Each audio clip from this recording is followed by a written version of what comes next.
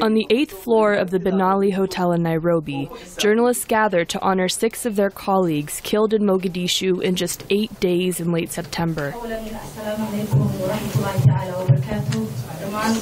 Mohammed Osman, chairman of the Somali Exiled Journalists Association, organized the event. No one knows, why we are killed and who's killing the journalists, Journalists are under constant threat from Al-Shabaab militants, rival political factions, and general insecurity in a country that has been a lawless conflict zone for 20 years.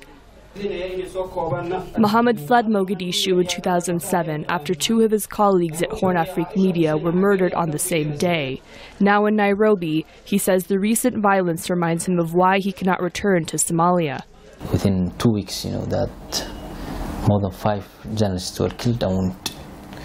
How could you dare, to go back to a town where the journalist is a target? By no means. I don't think so. Despite the risks, journalism is still a popular profession amongst young Somalis.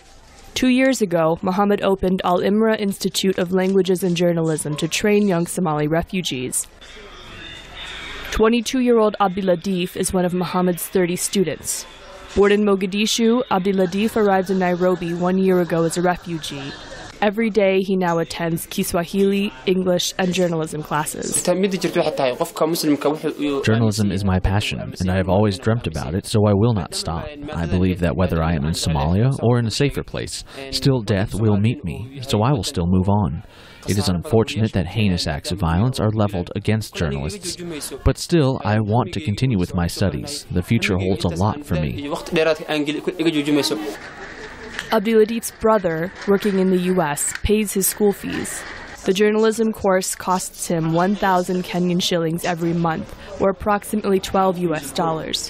Many in the class are women, like Fatuma Jama, aged 27, who used to work as a radio journalist in Somalia before fleeing to Nairobi. If you go back to Somalia, it is not safe for ordinary people, but it's even worse for journalists. Problems will arise, but you need to be bold. Somebody has to work there. You need courage and bravery. And for me, I want to be the person who goes back.